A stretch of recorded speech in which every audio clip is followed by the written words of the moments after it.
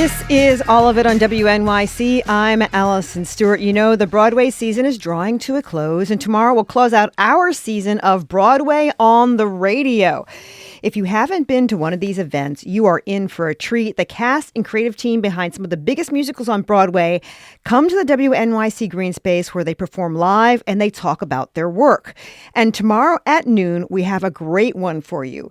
The cast of The Outsiders will be here. They recently switched casts. The tickets for this event are free thanks to the Mayor's Office of Media and Entertainment and New York Music Month.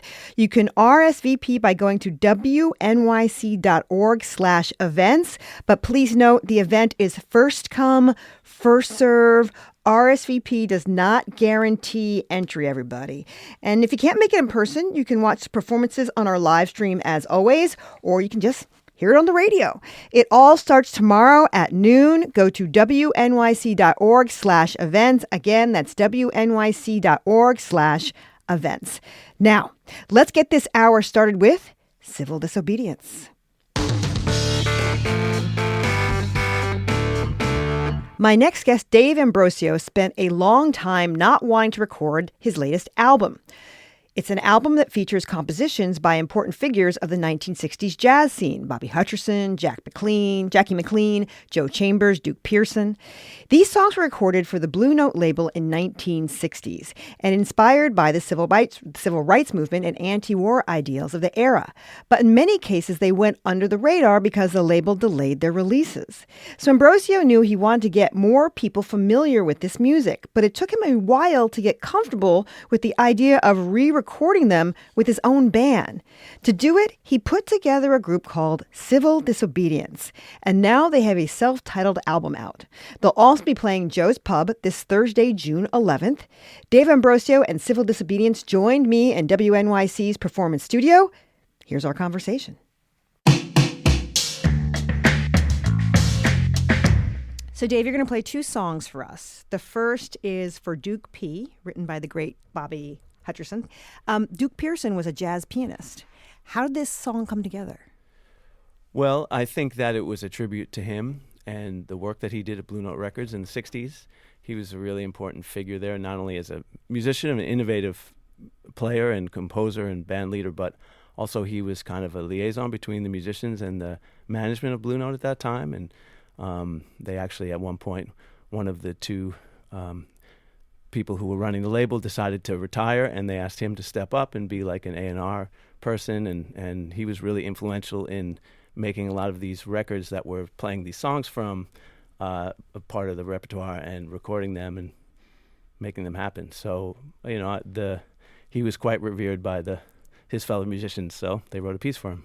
And then after that, you're going to play A Time to Go. The piece is generally considered a tribute to MLK. Yes, it is. How is it a tribute to him? Well, you know, it's actually kind of interesting because the liner notes say that it was written for his passing, you know, after his assassination, but the song was recorded before that time. So it might be slightly unclear, but James Spalding does say, I've been actually trying to get in touch with him. So if anyone wants to tell me how to get in touch with James Spalding, please do. Oh, it'll happen on this show, I'm telling awesome. you. Please, because I would love to ask him, and I've been having a hard time. But yeah. But he makes it clear that it's a tribute to him. It's just in terms of when it was written and whatnot. So it was just about his, you know, just the amazing figure that he was, and you can really hear it in the piece. You know, just the spirit of it is, and the tone of it really sets the tone for something very spiritual and beautiful. So let's hear some music from Civil Disobedience.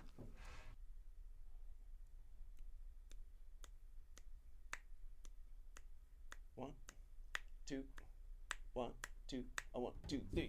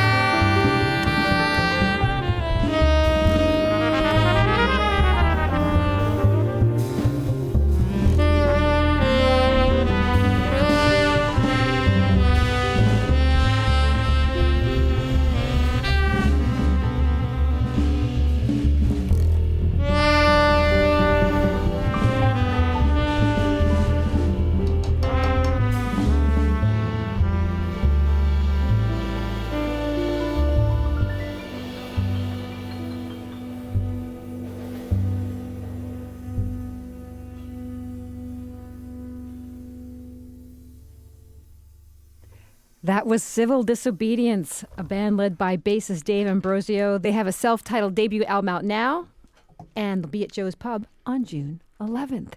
Do me a favor, would you please introduce the group to the audience? My pleasure. So on saxophones, we have Donnie McCaslin, and it's so strange not to hear applause after that. I know they're applauding out there, though. Start again. I'll do it for you. Yeah, can we get the track? Okay. So Donnie McCaslin on the saxophones. Awesome. Thank you. See, that feels right. Joining us for the first time ever, but I was waiting for this moment, and so I'm glad that he's here with us right now. Mike Rodriguez on trumpet. Yay, Mike. Bruce Barth on piano. And E.J. Strickland on the drums. All right. And, of course, on bass. That would be me, Dave Ambrosio. Yes. So the tracks on this album are based on songs that Blue Note label recorded in the 1960s, right? Correct. First of all, how did that concept come together for the album?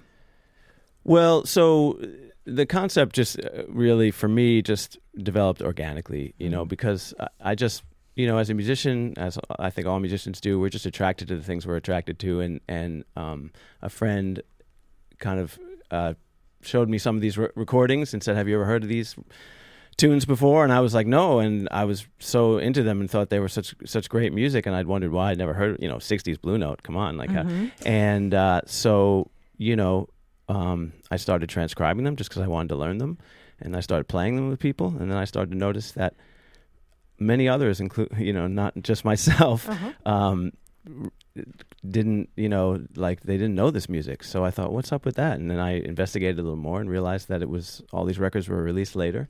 And of course, they were related to what was going on politically in terms of civil rights and anti-war movements and whatnot at that time, economic movements. And I thought, wow, this is really important music that never got heard. And it spoke to so much of what we're experiencing now. So that's then when I decided to form a project around it. But at first, I just loved the music and wanted to learn it and play it with people. That was really what it was about for me. What did you learn about the music, about all of these songs? What did they have in common?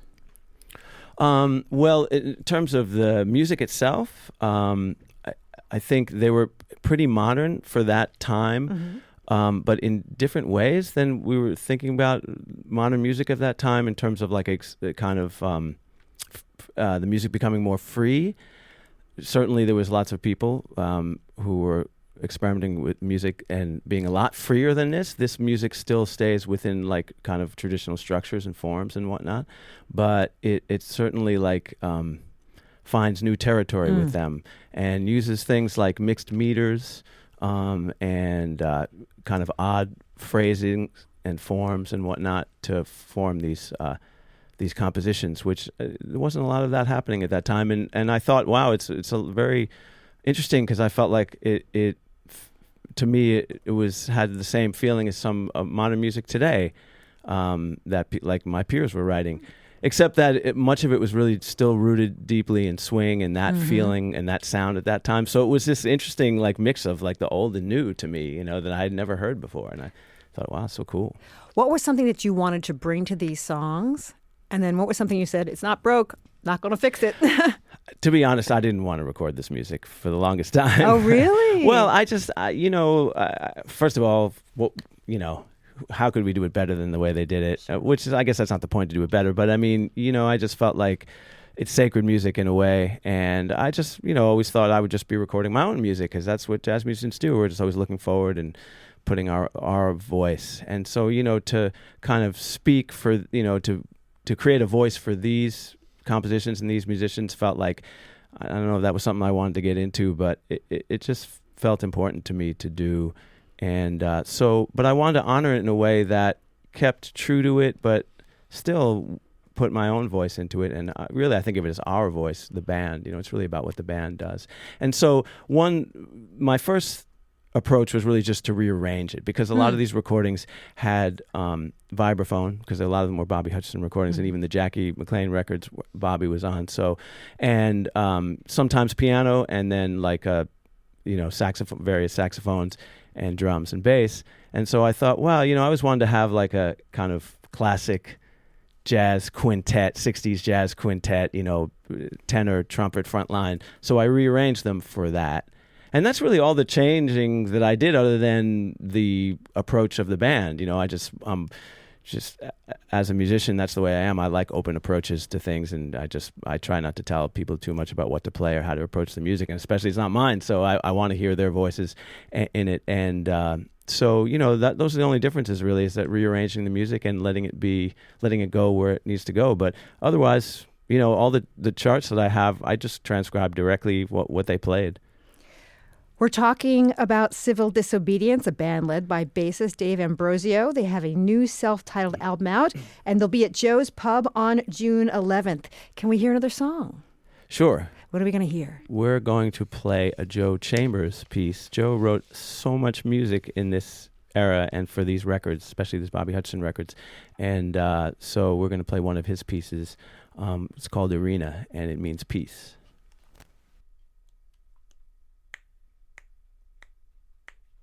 One, two, one, two.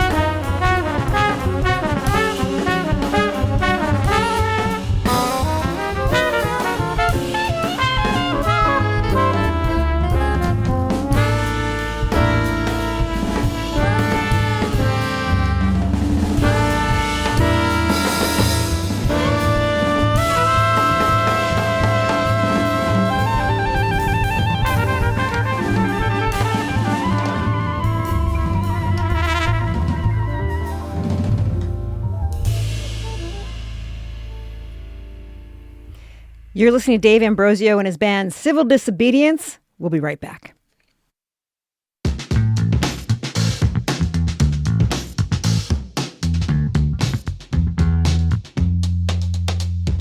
You're listening to all of it on WNYC. I'm Allison Stewart. I'm in studio with Civil Disobedience, a band led by bassist Dave Ambrosio. They have a new self-titled album out, and they'll be at Joe's Pub on June 11th. So the album and the name of your band is Civil Disobedience. Why did that seem like the right name? Because I think, when I thought about what these composers were doing when they were writing this music, and especially the music that really had very direct themes to what was happening at that time, like the next piece we're going to play, and even the tribute to MLK. I just think it was their form of civil disobedience. Mm-hmm. And I think that, the main idea behind civil disobedience is that it's protest that's peaceful and is coming from a place of love, but is also very powerful and rooted in justice. And so I think jazz music and what we all do as jazz musicians, and certainly what they were doing at that time, how they were dealing with their conditions that they were dealing with, mm-hmm. I think that was their form of civil disobedience. So it just seemed like the appropriate title for what we're doing. Do you remember when you first realized that jazz could be used for political and social power? Well, just all like a lot of classic recordings and whatnot that I heard, the Charlie Hayden Liberation Orchestra and all the stuff that Max Roach did. Mm-hmm. Actually, Mike Rodriguez played in that band. He was raising his hand there, and I remember hearing him play with that group, and so many others. I mean, I just think music in general speaks to that, freedom and liberation. Jazz was such a huge part of the protest movement of the 60s. What makes jazz a good medium for it in 2026? I just think we have enough words at this point. And I think that we need to speak to emotions more than discussions. I mean, conversation is an important part of it, but I feel like there's an emotional component and connection that's missing from a lot of conversation right now. And I just think that vocal music is great too. I don't mean to say that can't be just as powerful, if not more, in many ways, because people seem to feel that more. But I just think that we feel the emotion in music without having to be kind of. We can all find what we want in it that feels good to us, and that brings us together, I think. And so, I think like this music really has a certain expression to it that we all feel and makes us feel good and makes us feel like we have hope and, we can kind of triumph over all the adversity that we're dealing with. If someone's listening to this and thinking, I'm going to go see them at Joe's Pub, what recordings would you like them to go back to listen to the originals? Is there one or two songs you think that they should definitely hear the original as well?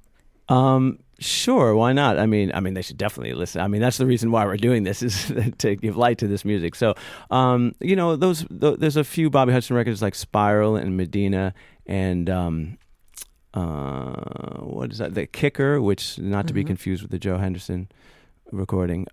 This is a Bobby Hutcherson recording, and I know I'm missing. Oh, Patterns. That's another one. Those four are where most of this material is drawn from. There's also a Jackie McLean record called Consequence, which we took a few tunes from. So I think those are all great records. But man, really anything in that era is just unbelievable, of course, June 11th, you're playing at Joe's Pub. What's the plan for the show?